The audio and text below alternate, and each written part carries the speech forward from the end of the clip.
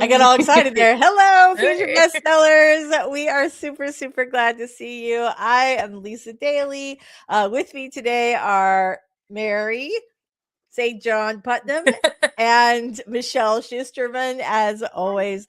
And Robert Jones, I think he mentioned last week he was going to have, he had a kidney stone and he's having a little side effect from the medication. And like That I think it's all sucks. resolved now, but he's like, yeah, he's not live stream fit today. So we miss him and we hope he recovers quickly and we will see him next week. Let's do our introductions while we're here. Michelle, I'm going to start with you and then I will move on to our special guest. Tell us a little about you and your awesome channel. All right, I'm Michelle Schusterman. I write middle grade and young adult novels. My channel's on hiatus, but you can find a lot of videos there with writing workshops, traditional publishing chat, and writing vlogs. Very nice. Thank you so much for being here as always. And long-time listener, couple-time caller. Welcome, Mary St. John Putnam, sprung from the chat and onto the stream today. So we're very happy to have you. You are celebrating your very first week of full-time writerdom. How's it happening? Like, what does that feel like? It's been fantastic. Yes, escaped from working for the man, and I'm the author of mostly nonfiction and one book that Lisa helped me with that I have back there. I'm actually coming from my husband's office because he stole my desk. We're doing a little rearranging, but hopefully that'll bring all of the prolific energy into me, and I'll be writing 2-3 books a year like he does. He is quite prolific. I'm always impressed with how he is able to knock out that many, because he writes like I could totally do 4 nonfiction books a year, but I could not do 4 novels a year. Although you do, Michelle. How many novels do you write in a year? You write a lot. Yeah. If we're including ghostwriting? We are, because those are still books. It's probably 5 or 6. Wow. It feels like more. I think I've probably had years where I've done more than that, but if we're talking about an average, yeah. Okay. It does, like, it often feels like just you go, oh, I got a client, I'm working on this, or oh, I'm working on this. Yeah. But also, like, time goes so fast. Yes. So, right. So it feels like to me, it feels like it's only been a few weeks you've been working on some project, but it's probably actually been, 4 or 5 months. So yes, most of them are 4 or 5 months. Yeah. See, there you go. All right. Let's say hello to our friends in the chat. Hello, free range female. So nice to see you today. Daisy's here. So great to see you.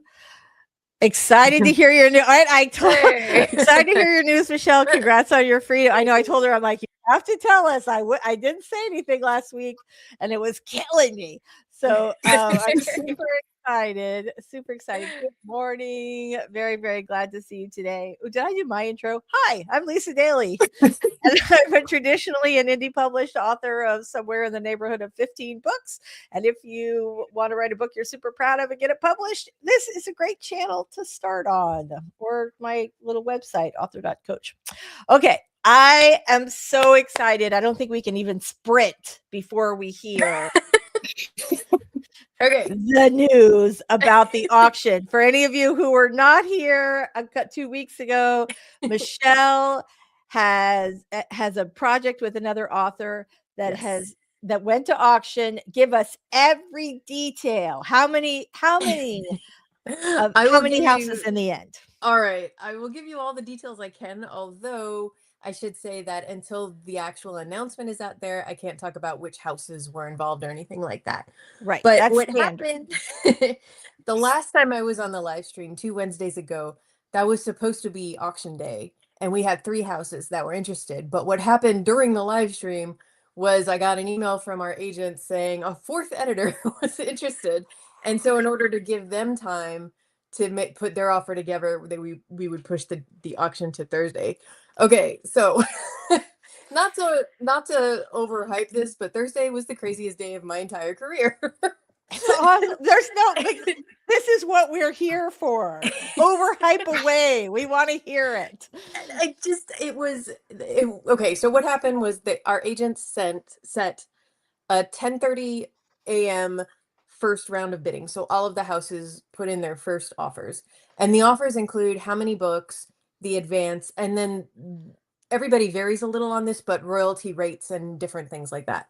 And then we had scheduled a Zoom call for me and Rebecca, my co-author, and our agents to get together and discuss all four. And then we would pick a top two, and then they would go back and negotiate with them. And then they had till 3 o'clock to turn their bids in, and then we had a 3:30 call to make our final decision. So yeah, that was already crazy. I spent starting at 10 a.m. I was just pacing.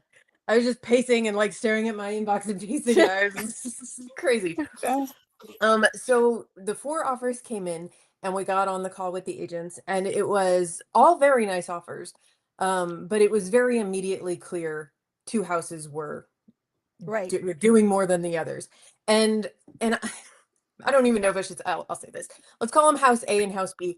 House A, we had great calls with all of the editors. I can't stress this enough. All of the editors were like amazing, and we would have been totally happy to work for them.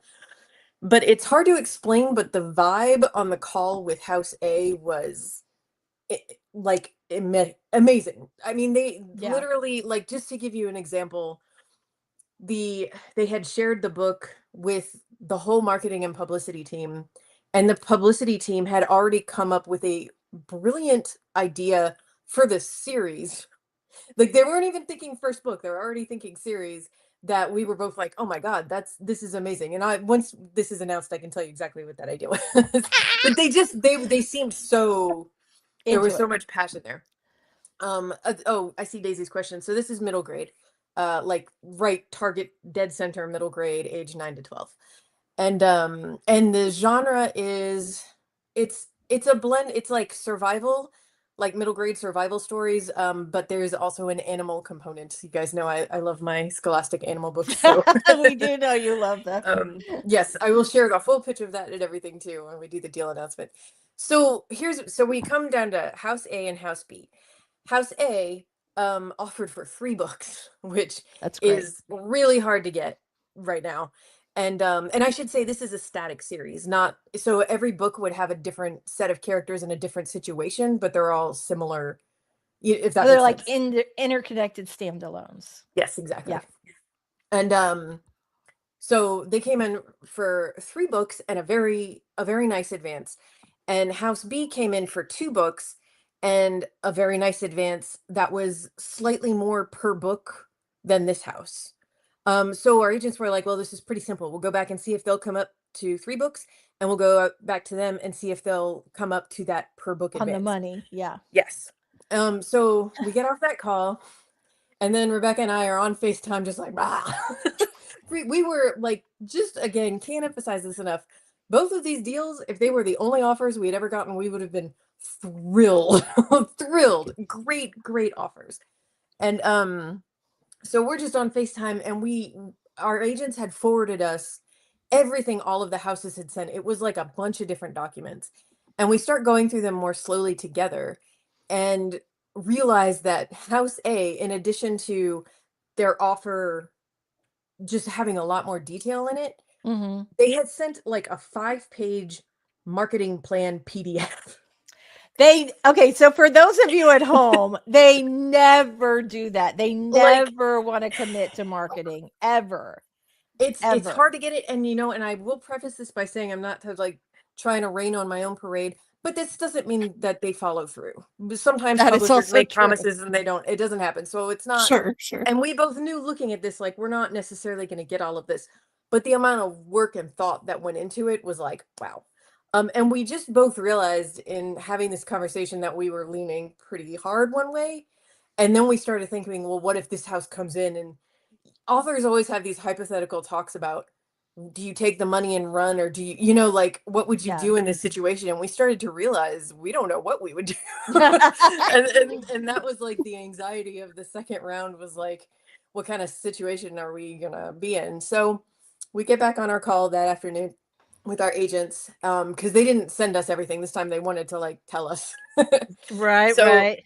House B would not come up to 3 books. They wanted to stay at 2 books, but they even raised their advance more. And I can't stress this enough. Per book, the advance they were offering was fantastic. Like, it was, again, a super solid offer. House A, the publisher, sent Rebecca and I a personal email What? about how much they wanted this series and what they were planning to do with it. And then Rebecca's agent told us essentially that they almost doubled their advance. What? And Oh that my moment, like, God. Rebecca fell. And I was in shock. It was amazing. It was just, so they made our decision for us. That's what my agent was like. Usually in auctions, the house picks itself. The author doesn't. Right, right, right. And so obviously we went with House A. Oh my And God. I am very excited to share that deal announcement when it happens. And more about the book too. Congratulations. Well, first of all, Thank we you. have some business to take care of here. That Thank you. is so, you're so welcome. You get up and take a little bow. That is so awesome and so well deserved. Thank you. I It was absolutely, nuts.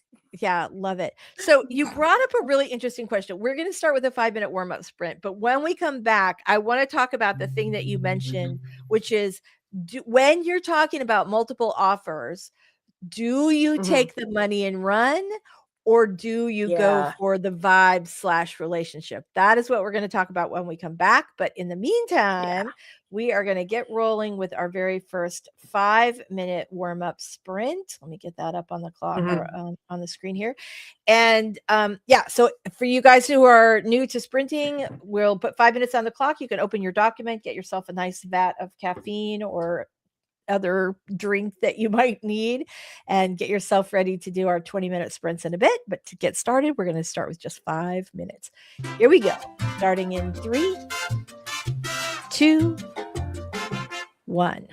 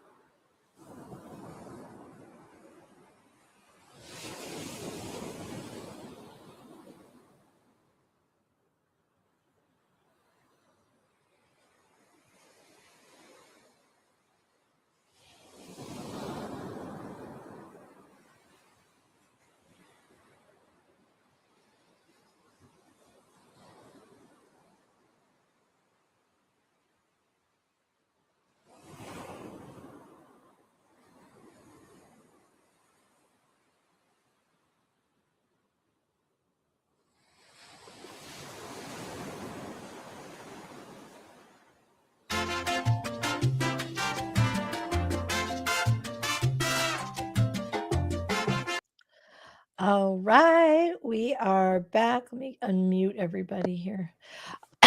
Okay, excuse me. How'd everybody do on that first sprint? Let us know in the chat and let us know what you are working on today. So the question is, if you have a multi-publisher offers, do you take the money or the vibes? That's the question. Do you take the money or the vibes?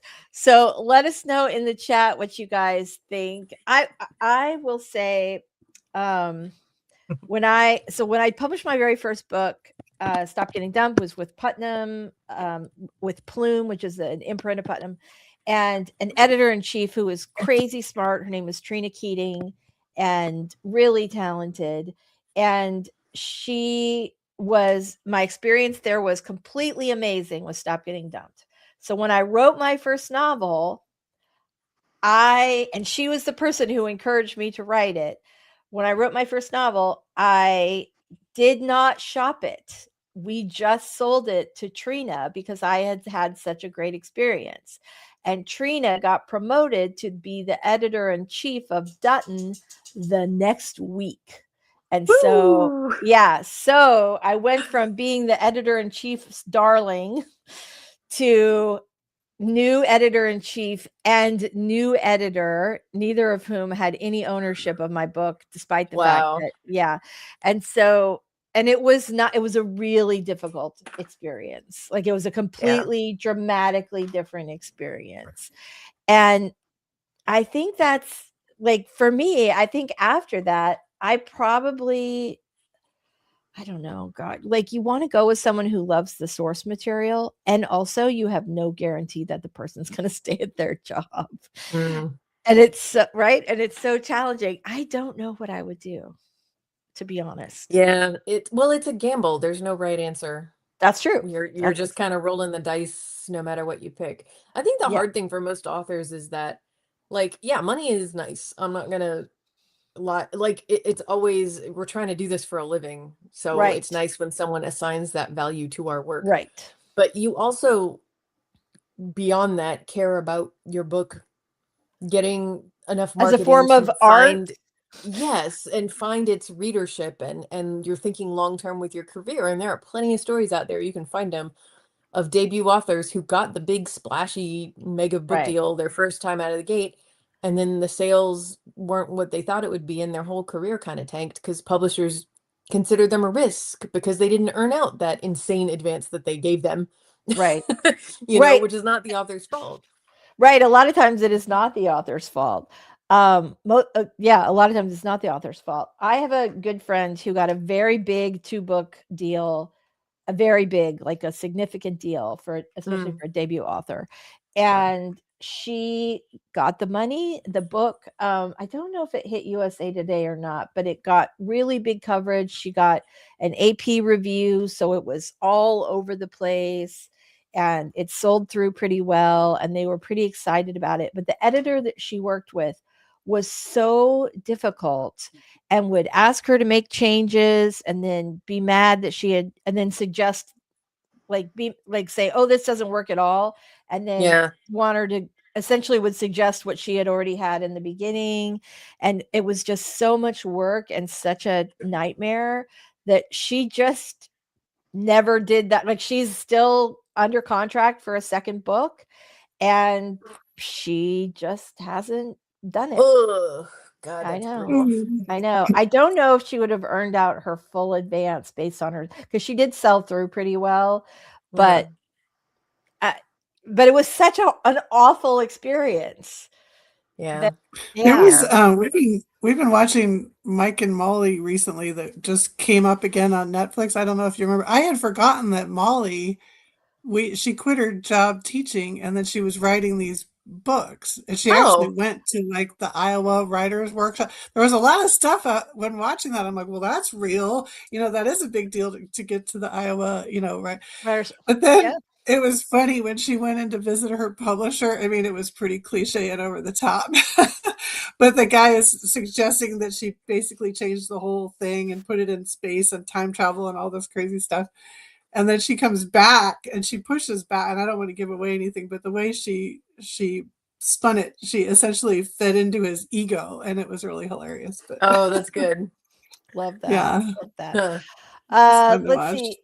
Jackie, Jack 43 book. Jack, What? 43 books. That is amazing. All at one time. All at the same time. That is amazing. Or that's like, or is your goal like my goal? Like I am working towards, wait, I don't even know. 1, 2, 3, 4, 5, 6, 7, 8, 9, 10, 20. I'm working towards 40 books, but not all at the same time. Just because that's how many drawers I have in my manuscript cabinets that I want to fill before I die. So I have a good start, but I'm going to have to pick up the pace. Otherwise, it's not going to happen. I love that idea. I want to go buy furniture. Yeah, we need more information on that 43 books.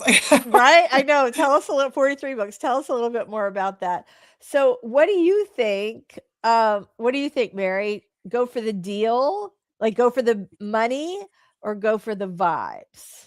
Well, I mean, I think Michelle got lucky in that if I understood, the higher number got She got the surpassed vibes. when the A got, so you got both. That's fantastic. She got the vibes and the money. That's ideal. That's ideal. It is ideal. Yeah.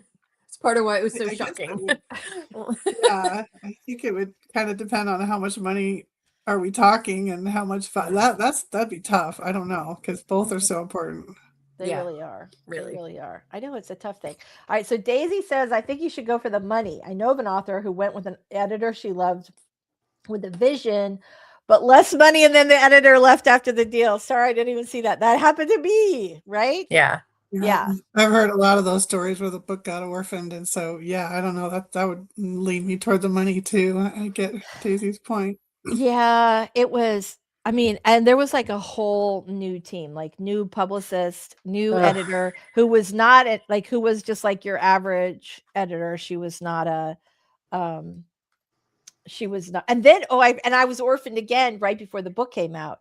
She got pregnant and left. And then I was given to a second new editor for the book launch.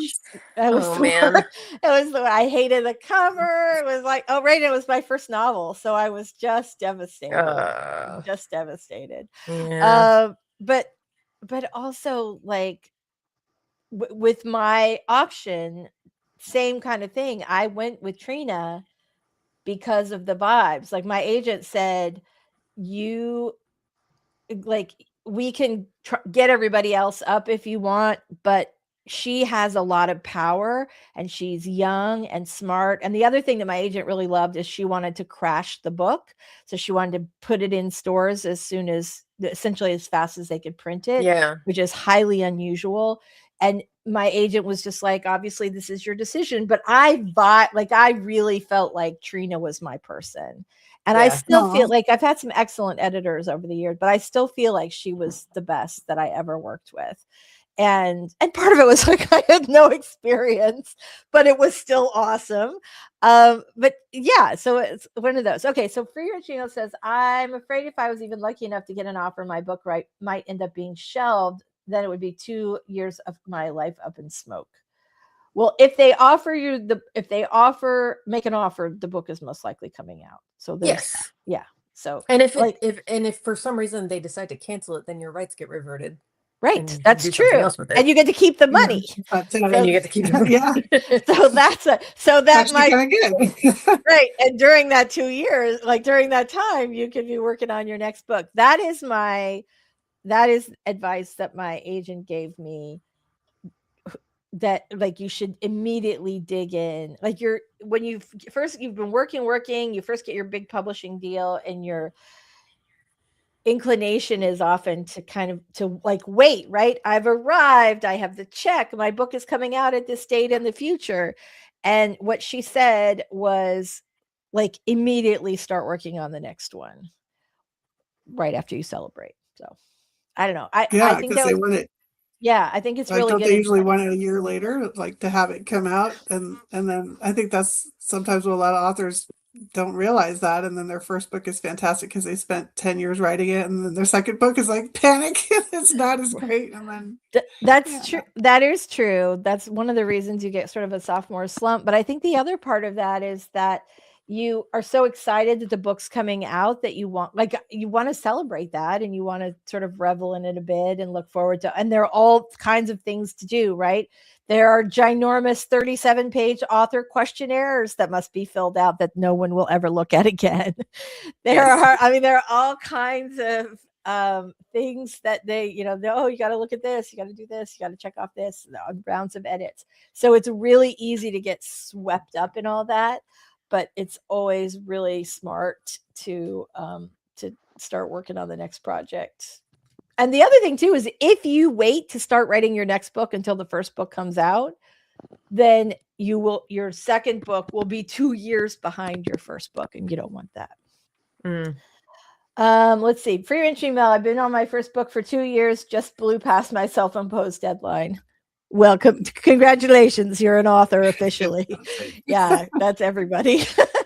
I always heard the publisher would own it and there would be nothing I could do. Nope, that's encouraging. No, they have to publish it. And in fact, once they already do publish it and they stop printing it, they have to keep a certain number of copies in the warehouse and or adhere to a certain, there has to be a certain number out in the world, not just print on demand, or they have to revert the rights back to you. You have to ask for that to happen. It won't just happen automatically. Unless you're in the UK, they actually have been really great about reverting. Like a lot of times they'll revert before you even realize like, oh, okay, great. But yeah, you have to ask and you get your rights back. I have the rights back to multiple, numerous of my traditionally published books. And then you can recover them or use the same cover. We did an interesting thing with Mary's husband, Dave's books. He got the rights back. We should talk about that because it's an interesting sort of case study when we get back, what we did with Dave. Be kind of fun. All right, you guys, we are at 11:29 and we have not started writing yet. So let's go ahead and do that. Let's get our first 20-minute sprint up. And here we go. All right, everybody, starting in 3.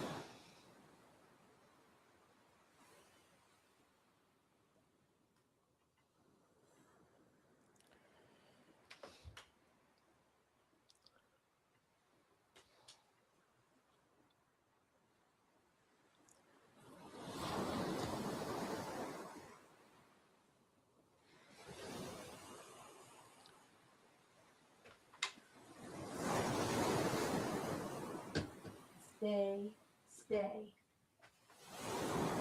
stay.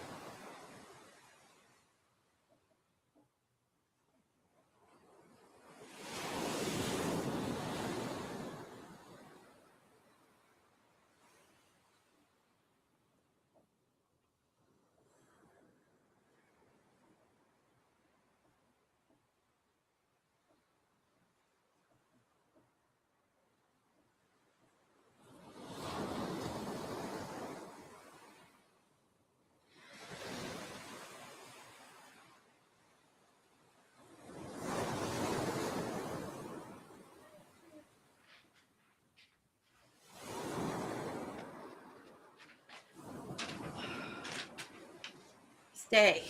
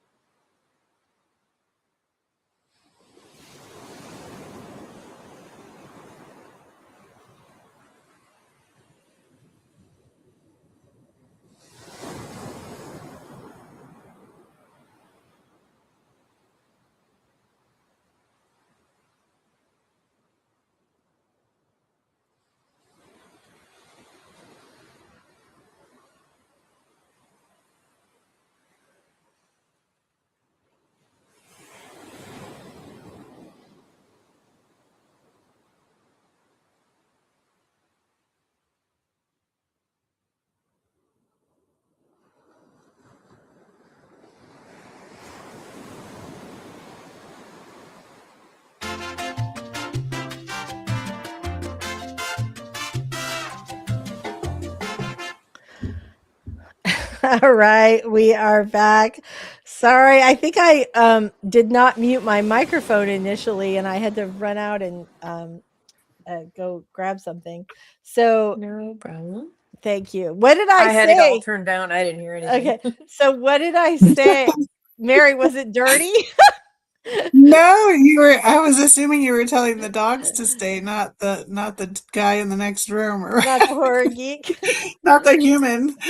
Yeah, he's in the studio right now, so he probably couldn't hear me. But Aw. he texted me because he's got us up too, I think. He texted me and said, like, your mic is still on. I'm like, oh. Yeah, stay. It was just stay. I had to run and go switch the laundry really fast. So Oh no. I know. So, and I was telling the dogs just because otherwise, well, I told you guys, Hope had a little accident with her leg, she jumped from too high and now she's kind of limping around a little bit. So I'm trying to keep her contained and keep her from jumping off. And of course, what did she do? She jumped off. So Baby. I know because I'm like, I'll be right back. Okay. Free ratio was like, I heard stay. Me, yes, stay. Keep your butt in the chair. That's right. That's right. I know. I feel so bad. I feel so bad for her. I think she's milking it a little bit because now she's liking it when I carry her everywhere. But and she is starting to put it down, so at least it's good. But yeah, I know I feel bad for her too. She's so little and she has these little tiny legs, and our bed is very much a princess of the peas type situation. And so we're gonna have to get some sort of a, I don't know, ramp Like a or ramp. yeah. We had to do that with my daughter's bed for Odie, because her bed is also pretty high. You know, it's like a feather bed on top and all that. So her bed is very high. So we got just like an end of the bed bench, and Odie could jump on that, and it was long enough that gave him enough runway where he could get up. The allergies are not good. Every day I'm like, we have to decide what to do, but I can't bear to part with them. They're so sweet. And yet I wake up every morning with my eyes practically glued shut because the allergies are so bad with Hannah in particular. So Hope's okay, but Hannah, anyway. So thank you for asking. I don't know what to do. All right. We were going to talk about something when we came back. What was it? Anybody remember? Brain fog. Sorry. We were talking about editors and picking deals and taking the money and run, but where did we leave off? I don't know. You mentioned Dave's case as his case study because he's actually had 3 different titles and 3 different publishers and 3 different covers for his So series. yeah, so I met you guys when I was working with Ocean View Publishing, and they had just bought Dave's series. Well, they hadn't just bought it, but they had bought Dave's series, his Bruno series and Bruno Johnson series. And I don't remember which book I came in on, but it's a series about a West Coast cop named Bruno Johnson. And there are 12 now, right? 12, 13 books. I don't even know. Somewhere. There are a lot of books in this series. And so, but they had a home before they came to Ocean View. Was that right? Or had he self-published them? No, that was the first one. Yeah, that was the first one. Okay. And then and he actually, when he sold it, like you said, he immediately, knowing that they like a series, he started writing the second one, even though he had written a couple other books that weren't part of the series. But yeah, in fact, do I have the cover somewhere? Oh, this is this was the original cover. Wow. Which was actually something that because we had a meeting with the cover guy, and he had this idea of like the cops are working as gangs. So what if there was like gang graffiti on a wall? And so this is actually the side of our house. And I went out there and spray painted because the cover guy was talking about, how you would take these ideas and do something. And at the end of the call, especially because I think at the time the cover guy was making just as much money as the advance that Dave got. Oh yeah, I cannot remember what his name was. He was a very well-known cover designer from like he was, let's say his heyday was in the 80s and 90s. Okay. And like when I see him, I think like he really personifies like the 90s mystery cover. But he was very well known. He was an award-winning cover designer. And Okay, so he could ask for that kind of money. Yeah, all right. And Dave was an unknown, so yeah, he was very well paid. Yeah, for sure. yeah. So we were kind of like, he wants us to send him a picture, so we got a buddy that was a photographer. I mean, he made it nice. Actually, it was kind of funny. I don't know if I told this story before, but we went on a tour of Putnam Penguin, which we wanted an auction thing, and the guy had the Putnam Penguin editor took us to the marketing department, and we were like showing them the cover of his book, and I could tell she didn't like it, and she even asked, do you like that cover? But they since got another guy that rebranded everything, so there was a second cover that, especially because they decided that his target audience was mostly women over 40, so they made it kind of softer, but then rebranded all of them so they all matched, and now we love the new guy, Christian Storm, and to have him like do, yeah. But now that he's got another publisher who's fantastic, they just sent us the new cover, which I should have brought last week, which I showed Lisa, and she liked it too. But they are, different titles, so we're not sure what's going to happen, because I asked what's going to happen with all those reviews, because you guys know how hard it is to get reviews, right, and to change the title. It's like, so we'll see what happens. It's interesting. So if you have not, if you're not fully caught up with this story, the book was originally sold to Ocean View Publishing. The book and then the series were originally sold to Ocean View Publishing. At some point last year? I think it was last year. The publisher agreed to sell the rights back to Dave and Mary, and then we republished everything on their own independent imprint, and then they got an offer from it's a UK publisher, right? Yeah, Jaffe is the name of the publisher. Yeah. So then they get an offer from a UK publisher. So advances all around once again to republish the book, but they are also planning to retitle it and recover it. So that book will be on its third cover, right? And its second title, but it's a great Actually, book. third, it was originally called The Other Side of Forever, but when the first publisher, Ocean View, heard Other Side of Forever, they thought that sounded too much like a romance, so they wanted something grittier. So we came up with a list of more, thriller type, which I get it. That's, Other Side of Forever does sound kind of. Yeah, I totally get that. So, I did. It's a phenomenal story, and there are ways to get those reviews transferred over. I hope they said they know what they're doing, so I'm trusting them. I know, that's it. Like, the publishers do have some sway behind the scenes, and if you have the same, which we found out, right? If you have the same title, it is pretty easy, even for an indie publisher, to get you can just show that your rights have been transferred over. I mean, there were some where you had to go back to Amazon a couple of times, but if you leave your publisher and republish the book yourself, you get to keep those reviews most times, as long as you ask. Okay. Yeah. Free Range Female had a question about thinking that if you signed a publishing deal, that the publisher could just sit on the book and not do anything with it, and there is nothing you can do. And that is not true in publishing. But over the sprint, I realized that is true if you sell your book to film. You can, and that's called being in development hell. And there is not really anything you can do about it. It happens all the time. Somebody will buy your book rights. Maybe it's because they want to write the movie of your book, or maybe it's because your book was like another book that they already have under contract and they want to tie up your rights so nobody else will beat them to the punch. So typically those rights expire after 6 months, but I have definitely had deals where somebody bought the rights and they, like, I think when I sold the film rights for 15 Minutes of Shame, it happened right around the time of a WGA writers' strike.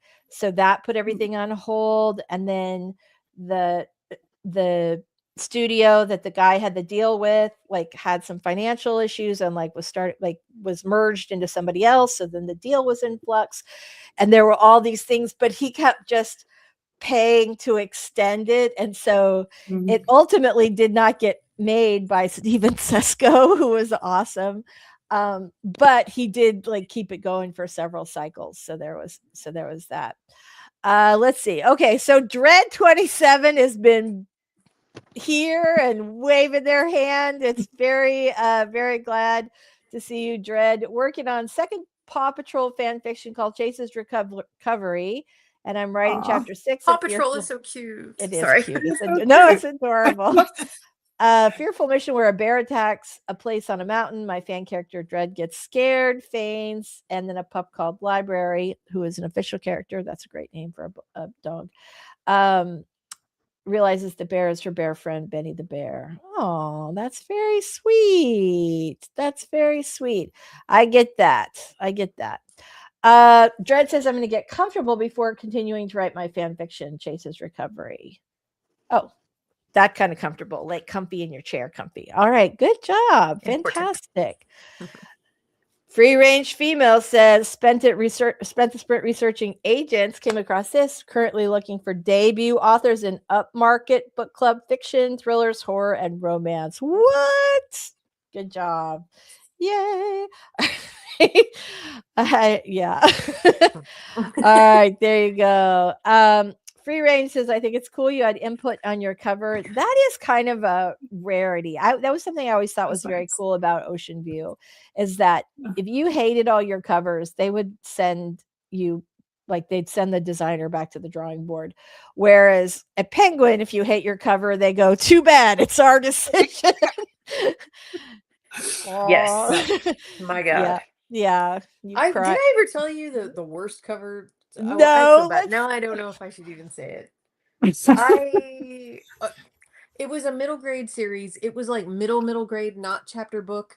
And it was like a group of kids in a quirky town. And the first cover we got was a kid in a bathtub. It looked like a picture book. It looked like a very cute picture book, but there was no part of the book even where the kid took a bath. Like, it was genuinely the most baffling. Like, weird. This is adorable for some other story, but what? Why this? Did they get the wrong story? That's weird. Yeah, it was very weird. Luckily, they changed it, and we loved the cover we ended up with, but that was baffling. That's the word. I hated my first two covers for both nonfiction and fiction. Yeah, the first one, I mean, the book did really sell, so I guess okay, maybe my decision wouldn't have been the best one, but yeah, I didn't like it. And then the UK did like their own take on the cover, but it was the original Stop Getting Dumped book had like a cartoon of like a woman upside down in a trash can with like her like purse hanging on the little thing and her little shoes out in the air. And the UK cover was the same awful yellow for the background, but they had used a real photograph of a real trash can and a real lady's feet. I know, it was so, like, the first one I hated, but the other one was so bad. Like, it was worse. You would not have thought they could make it worse. And then there was like was it Brazilian? Yeah, I think it was a Brazilian translation that was even worse than that. Like, it was just, I know, it's kind of amazing that book sold as well as it did, because there were so many like that had the worst covers. So, or maybe I'm just a terrible judge of covers, who knows. I did actually get my next Scholastic cover. Can I show you guys that? Yes. Yeah, did you guys like the movie Sandlot? The Sandlot when you were younger? You remember the movie about the dog and the boy? It's a stray dog that joins a underdog kids baseball team. So there's the cover. Oh, I love it. It's very cute. That's so sweet. I know it's backwards, but I was actually quite happy with that.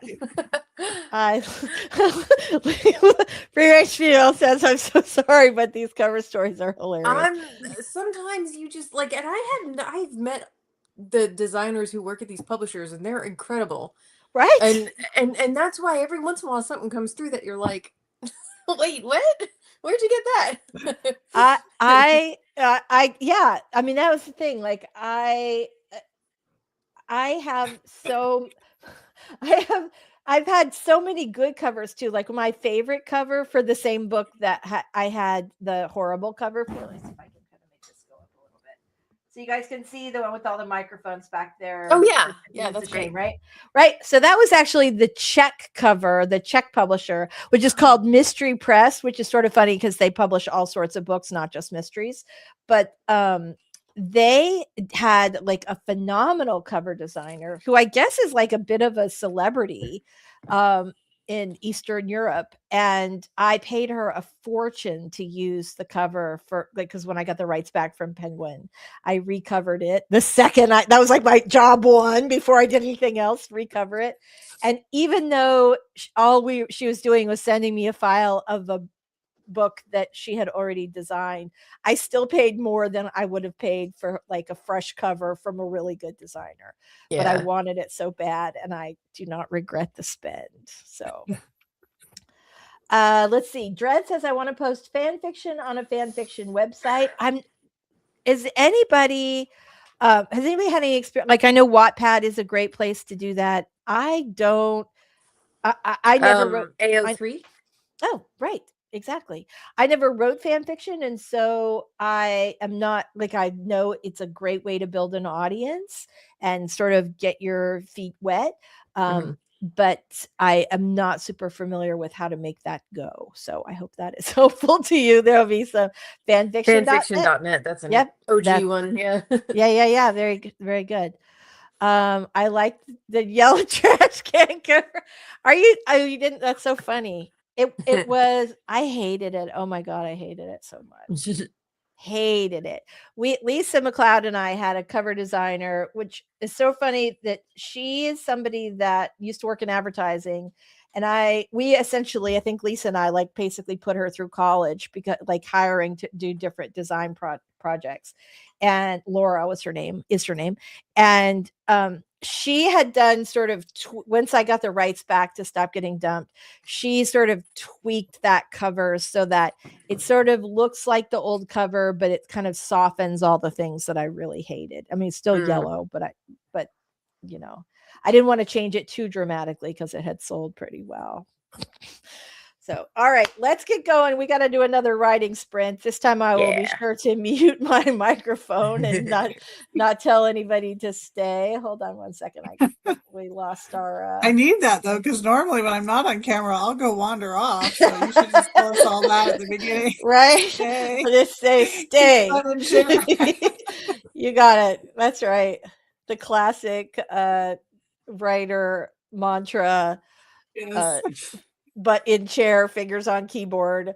All right, guys, here we go. We're going to do our next 20-minute writing sprint. You want to write as fast as you can without self-editing, and we will be back in another 20 to do a little more writing chat. Starting in 3, 2, 1. Let's write. Stay.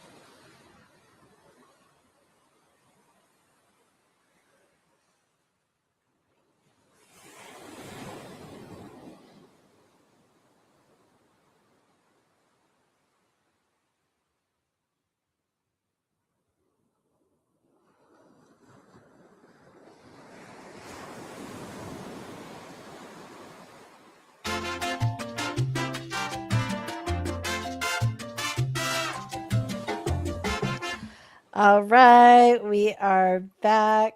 Hold on, I can't figure out how to. There we go. Sorry about that. All right, everybody, how did you do on that last sprint? Let us know in the chat. I don't think we talked about what everybody was working on today. I think we had a little bit of that back and forth. How was your sprint, Mary? Good. I'm up to almost 1,500 words. Some of that I hand wrote earlier, but it was all from this morning. So yay! Yay! It's because I Fantastic. stayed. Yay! Um, Good job. I'm gonna now I'm gonna need like new artwork for my profile. Michelle, how are you doing? How'd you do in that last sprint? I'm doing good. I'm doing a tricky thing of trying to take one chapter in a draft and split it up and morph it into later chapters. Mm-hmm. So it feels like it's slow going, but I think I'm making some progress. That's very good. I was looking at I was doing some keyword research on Rocket, but I have a little treat for you guys. Ready? Here we go. So, I want to see if I can make myself a little bigger. There you go. Okay. Can you see that? All right, there we go. So that was the Putnam one. And then came the UK one. Look how awful that is. I hated that one. That's a very different vibe. Right? Yeah. It's just awful. And then like the terrible black pantyhose with the pink shoe, like it's just awful. And then this was my version. You'll notice I made the like in the indie version, you'll notice my name is ginormous, whereas previously it was like this big. So yeah, so that's it. I wish I had a copy of the Brazilian cover, but I do not, because they not only never paid me my advance, they never sent me my author copies. We literally had to yeah, it was a publishing house that went out of business.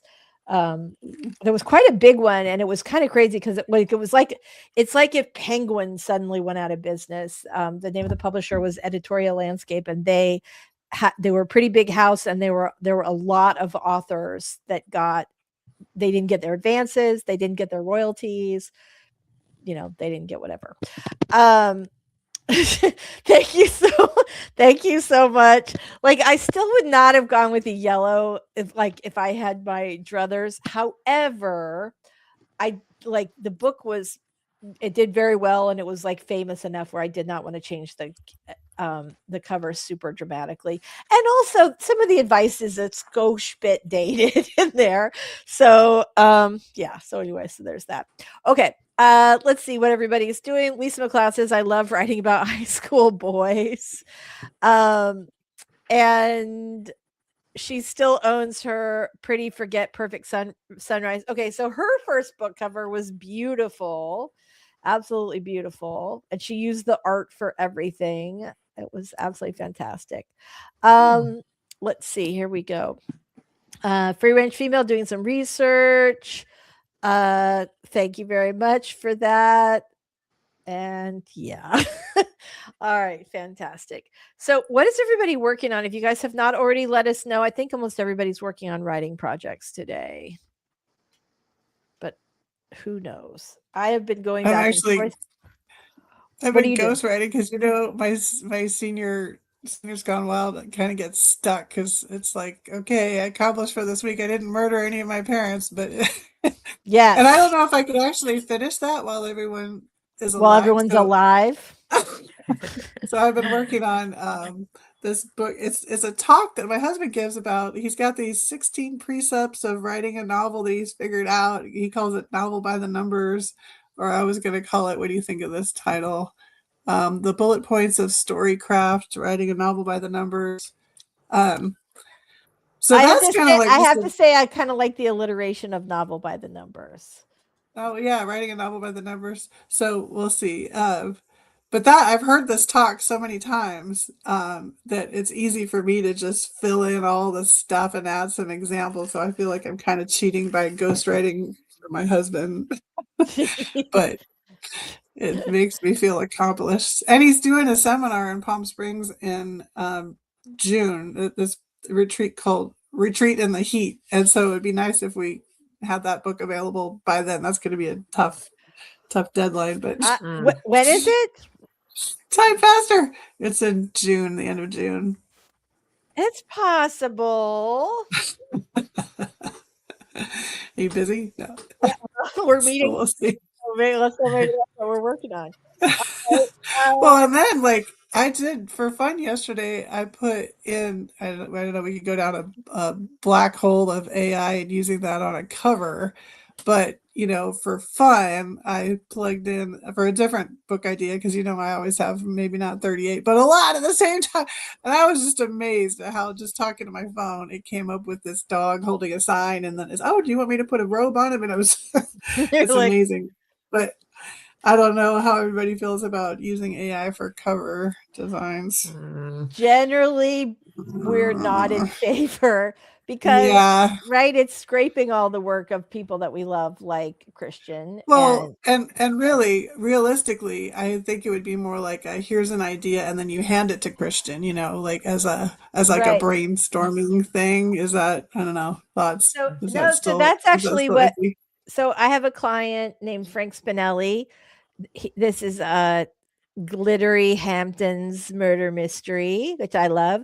And he had a very distinct sort of vibe in mind. And so he did like describe what he wanted to what, I don't know which AI he used, and then handed that over to Christian actually. And this is the cover. Oh, good. Yeah, for Yeah. Christian. Which Nice. which we love. It's terrible because you can't see how, like, usually the little strip that you get when you get ARCs does not impact the cover in any way. Oh no. But I have to say, well, it's not a big deal. It's just for media people and whatever, but reviewers. But I feel like it cuts right through our handsome hottie's face Oh, his here. head. Oh, shoot. Why, Yeah. why did they do that? I know. It's like, That's just the okay. default. Yeah, that's it. You can't change the placement of it for Amazon. So there we go. So Danielle, so she was just talking about using AI to visualize cover concept ideas that you would then hand over to the designer. I think Yeah, but generally no, unless it's for research or something, but not to actually generate content. Right. No generative AI for that. Yeah. All right. Let's go ahead and do our next sprint. Here we go, everybody. All right. 20 minutes up on the timer here. We've got just enough time to get one more in. Here we go, everybody. We're